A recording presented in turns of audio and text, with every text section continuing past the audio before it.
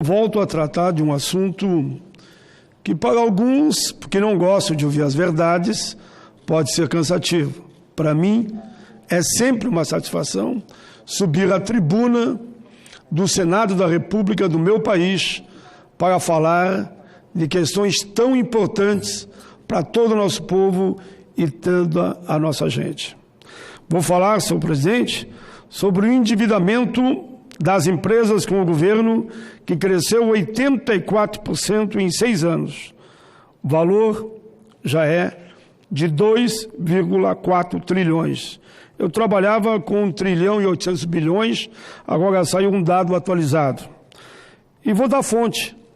A fonte não é nem um jornal do movimento social, popular ou sindical. Matéria do jornal O Globo, no dia de hoje, diz que endividamento das empresas com o governo cresceu 84% em 6 anos. Se cresceu a dívida, deixaram de pagar. Montante que chega a 2,4 trilhões e pode chegar a 3 trilhões sendo atualizado, uma vez que há aí uma negociação que estão fazendo. Esses dados são da Procuradoria-Geral da Fazenda Nacional. No Brasil, há 4,6 milhões de empresas e pessoas físicas na chamada lista suja. O Brasil tem cerca de 6,9 milhões de empresas. Aí vem os dados. A Procuradoria-Geral da República considera o processo de cobrança demorado. Por isso, 45% do montante devido são considerados irrecuperáveis. Assim é bom, né? Devo, não nego, não pago, depois considero irrecuperáveis e fica tudo por isso mesmo. Mas vai ver um pobre, se ele vai para o tal DSPC, como eu digo sempre, não paga luz, não paga água, não paga a prestação do carrinho, ou de uma terrinha, ou de um apartamento que comprou, para ver se alguém vai considerar irrecuperável. Processam, cortam e tiram dele o bem. Mas vamos em frente. São casos, segundo a Receita, são casos em que a empresa foi à falência e não tem condição de arcar com a regularização dos débitos. Há ainda os casos de empresas que usam estratégias fraudulentas para não pagar dívidas tributárias e previdenciárias, como troca do CNPJ e ocultação de patrimônio. O governo, com a reforma da Previdência, fala em economizar em 10 anos 800 bilhões de reais. A dívida de hoje dos empresários e dos banqueiros, como a União, é 2,4 tri e pode chegar, segundo a mesma fonte, a 3 trilhões. Vamos lá. Mesmo que seja verdadeiro, os dados da Procuradoria-Geral da Fazenda Nacional, que diz que 45% não tem que cobrar, poderíamos, assim mesmo, arrecadar 1,35 trilhão no mínimo, o que é bem mais daquilo que o governo pretende arrecadar em 10 anos, que seria 800 bi. Agora, se considerarmos os 3 trilhões, arrecadaríamos 1,65 bi, ou seja, 1 tri e 650 bilhões. Repito, arrecadaríamos 1 tri e 650 bilhões. Mais que o dobro dos que 800 bilhões previstos pelo governo com a reforma da Previdência em 10 anos. Isto poderia ser arrecadado, esse 1,5, 1 tri e 650 bi, em 5 anos no máximo. Senhor presidente, aí a pergunta que fica é essa. Algo está errado nesse país. Se vão tirar daqueles que pagam em dia as contas, que são os aposentados e pensionistas e trabalhadores da área pública e da área privada, 800 bi em 10 anos, por que não cobrar esses 3 trilhões de quem está com dívida? Algo está errado nesse país. Por isso que os dados também dizem que o Brasil, a não ser Dakar, fica entre o primeiro e o segundo país da maior concentração de renda do mundo. A frase mágica é: devo, não nego, não pago, estou esperando perdão. Há 2 anos, a CPI da Previdência, que presidi, Hélio José foi relator, também senador, alertamos o país inteiro que o problema da Previdência brasileira era de gestão, de administração, falta de fiscalização, falta de cobrança de devedores e de sonegadores, perdão e anistia de dívidas, falta de combate à corrupção nessa área também, todas as áreas, mas nessa também, da sonegação, da fraude, do desvio, enfim, da dívida que vai se acumulando. O relatório final da CPI, eu quero lembrar, foi aprovado por unanimidade, inclusive com votos favoráveis da base do governo. Somente a apropriação indébita, lembro mais uma vez, e lembramos aqui também do devedor contumace, que é o valor que a empresa desconta do trabalhador e não repassa para a Previdência, é de 30 bilhões todo ano. A CPI constatou que em 20 anos, entre desvios, sonegação e dívidas, o montante, olha bem, em 20 anos, chegou a 6 trilhões em valores atualizados. Somente a DRU, desvinculação da Receita da União, entre 2000 e 2015, o que foi desviado pela DRU, só nesse período, foi de 1,5 trilhão. O refis, se fala em torno de 150 bilhões. Já a sonegação, 600 bilhões por ano. A CPI da Previdência, além de identificar, o que agora está na capa do jornal O Globo, pelo menos parte, além de identificar essas questões, também fez sugestões e ações para aperfeiçoar o sistema de cobrança, como, por exemplo, métodos para cobrar os grandes devedores, os sonegadores, os que desviam o dinheiro do trabalhador. Isso como proposição mínima e imediata. Paralelamente, extinção da DRU, compensação em relação aos benefícios sociais, revisão dos benefícios de prescrição em 5 anos, alteração, ampliação do teto, revisão das anistias e parcelamento de crédito, revisão do modelo atuarial para ter clareza da receita e da despesa e auditoria da dívida pública.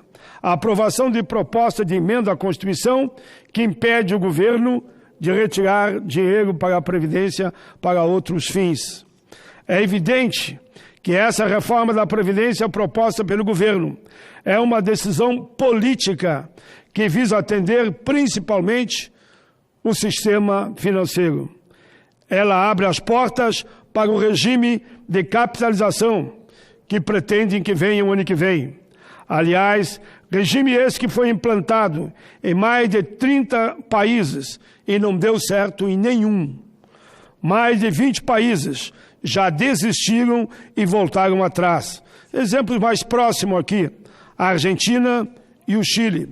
Lá virou um caos, tanto a situação de miséria daqueles povos, como também a situação dos aposentados e pensionistas.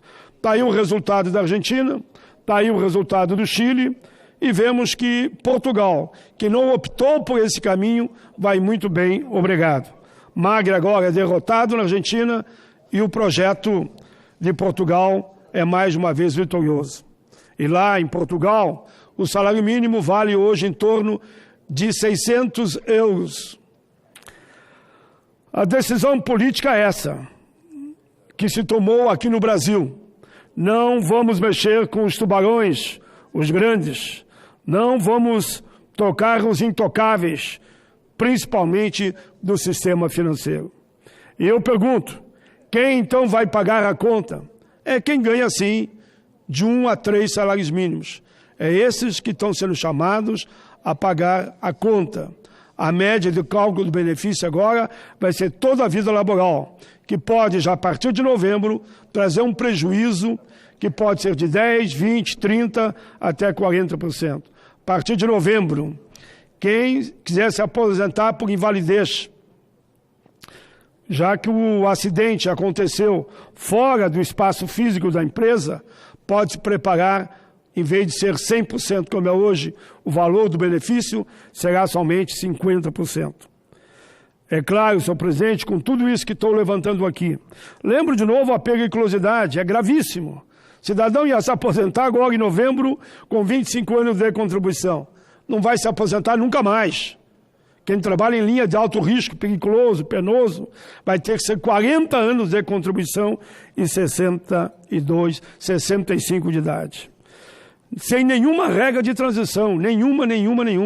Não vai nem poder levar o tempo que ele ficou exposto à área de risco para a aposentadoria comum. Hoje, pelo menos, se ele desiste de ficar numa área de risco, ele leva com ele 40% em matéria de anos trabalhados. Se tinha 20 anos, leva 28, tinha 10, leva naturalmente 14. Nem isso vai poder levar. Não tem nenhuma regra de transição, é uma maldade nunca vista para aqueles que trabalham em área insalubre, penosa e periculosa. Eu chego a dizer que é desumano. É desumano. Eu tenho esperança ainda que os vigilantes, os guardas de trânsito, os guardas municipais, os eletricitários, vejam o prejuízo diminuído se essa casa aprovar uma emenda supressiva, que é possível. Isto aprovado não volta para a Câmara. Só retira a parte que diz que os que trabalham em área periculosa não terão mais direito à aposentadoria. Suprime isso, eles continuarão como é hoje, lutando para se aposentar nas áreas de área de grande risco. Repito aqui, não há nenhuma necessidade de se aprovar esta reforma da Previdência, se seguissem a orientação da CPI, porque agora não é a CPI que está dizendo, é a imprensa brasileira que está dizendo. É só ler o que está na capa hoje dos jornais, como, por exemplo, o jornal O Globo, que estão dizendo que a grande questão é o desvio, a sonegação, a roubalheira, que se aproxima de 3 trilhões daquilo que o governo poderia arrecadar. Enfim, existem soluções viáveis, como essas que apresentei aqui e que são oriundas da CPI da Previdência. Mais uma vez, eu faço da tribuna um apelo a essa casa. Não vamos aprovar a PEC número 6 como está. Nós temos o segundo turno, vai ser votado dia 22. Deve ter aí uma meia dúzia de destaques supressivos. Vamos aprovar esses destaques supressivos para que o prejuízo seja maior. Se não der para aprovar os 6, vão aprovar aqueles que forem possíveis. Seja menor, isso pelo menos diminui o prejuízo que terão os trabalhadores, aposentados e pensionistas do nosso país, do campo, da cidade, da área pública e da área privada. Não vamos cometer uma injustiça como está sendo prevista com o povo brasileiro. A reforma como está é cruel. Com quem? Com os mais vulneráveis, com os mais pobres. Aqueles que pagaram durante toda a vida, sobre 1 salário, sobre 2 salários, sobre 3 salários. Enfim, os pobres é que vão pagar a conta. As gerações, eu chego a dizer, do passado, do presente e do futuro. No caso, por exemplo, da periculosidade, mesmo quem trabalhou lá atrás, 20 anos nessa área, por exemplo, ou 24 anos, ele poderia, se não pudesse se aposentar, pelo menos levar a compensação dos 40% de anos trabalhados naquela área, que levaria ele mais próximo à idade dos 40, porque hoje ele se aposenta com 25, agora só com 40 de contribuição. E estou falando de pessoas que não têm estabilidade. Consequentemente, para conseguir 40 anos de contribuição, vão ter que trabalhar o quê? 70, 80 anos? de contribuição. A idade vai se aproximar dos 100 anos. Senador Álvaro Dias, sempre uma alegria, uma parte de Vossa Excelência. Senador Paulo Paim, é uma alegria ouvi-lo sempre. E acompanhei parte do seu discurso em que abordou a enorme dívida de grandes empresários brasileiros com o governo. Mais de 3 trilhões de reais.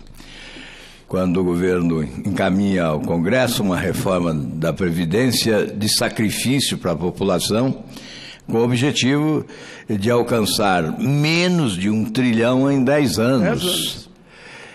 Aí está a grande contradição. É fácil colocar a mão grande no bolso dos pequenos. Não se deve, no entanto, inverter esta prioridade. Se há grandes devedores que não pagam, evidentemente a prioridade é cobrá-los.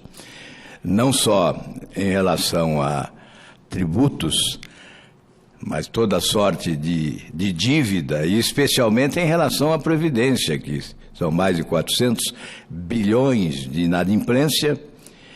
Certamente a metade não se recupera mais, não se recebe mais, foi para o espaço, né? No entanto, o governo deveria demonstrar mais coragem, mais ousadia, mais competência para cobrar dos poderosos.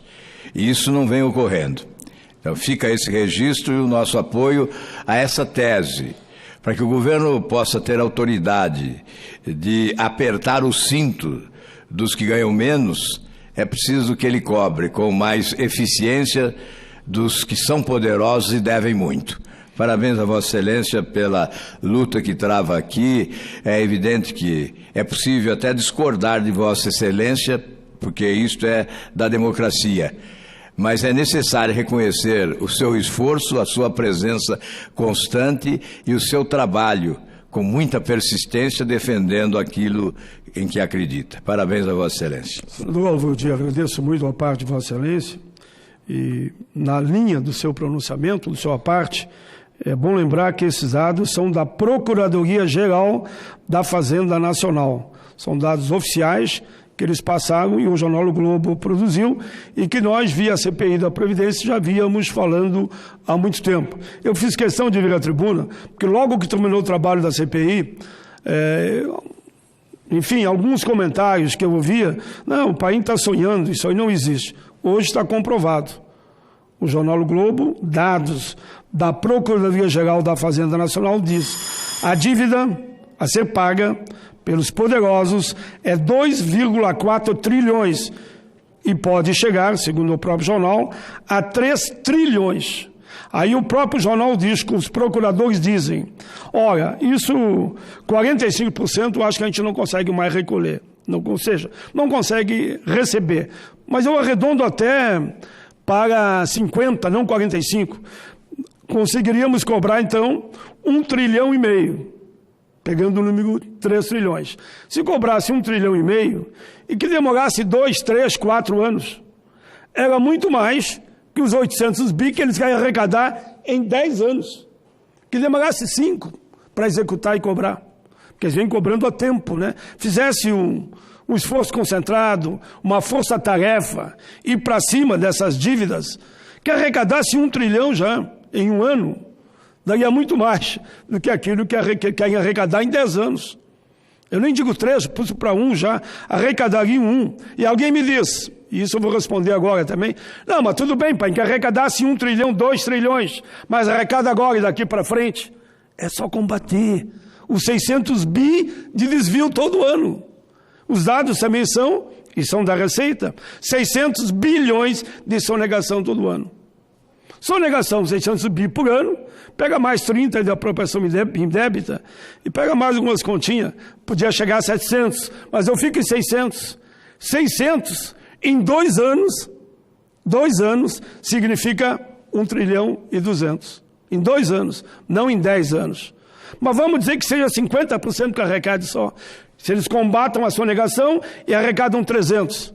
300 multiplicado por 5, daria 1 tri e 500 em 5 anos. Só pegasse 300 bilhões em 5 anos, daria 1 tri praticamente. Daria mais até, mas estou pegando já, eu peguei 5 anos, 3 vezes 5, 15, 1,5 trilhão. E daí, como é que faz? Por que não faz? Como eu digo, há algo errado nesse país, que a verdade não quer vir à tona.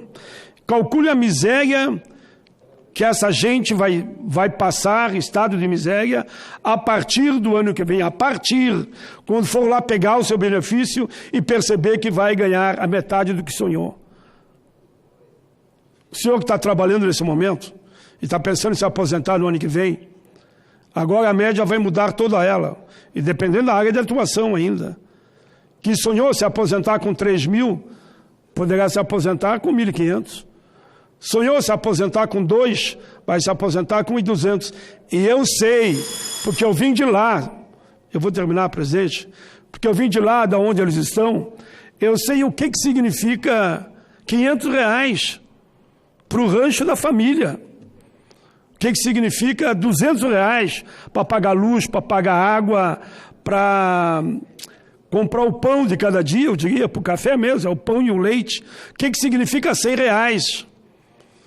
O que significa ganhar o salário mínimo? Eu, pai e mãe falecidos, maior orgulho deles, Inácio Paim, Itália Paim, já falecidos, ambos trabalhavam, ganhavam um salário mínimo cada um, mas tinham 10 filhos. Então calcule 10 filhos e incentivavam nós a estudar ainda. Claro que aprendemos muito cedo que tinha que trabalhar e estudar, porque não tinha, a conta não ia fechar, né?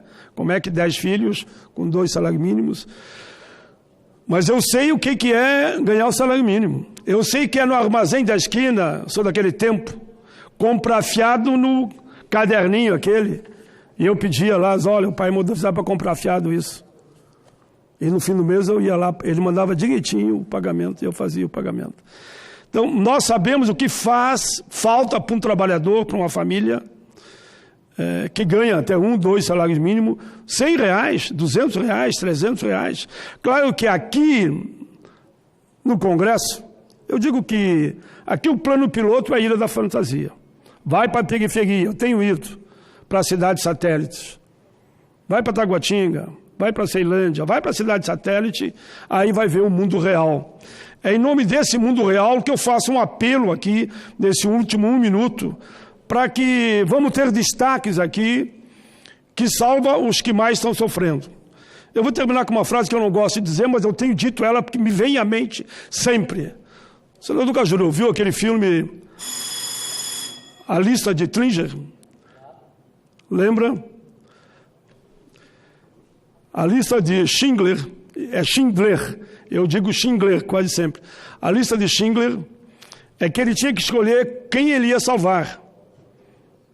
Naquele momento em que grande parte ia ser queimado, posto fogo, naqueles fogões gigantes, digamos, para pessoas entenderem bem.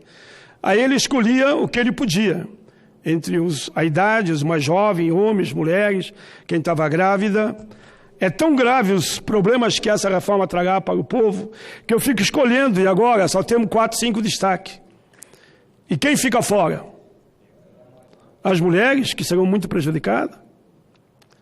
Os idosos, que poderão ter um adicional maior a pagar daqui para frente, que nunca imaginaram que iam pagar.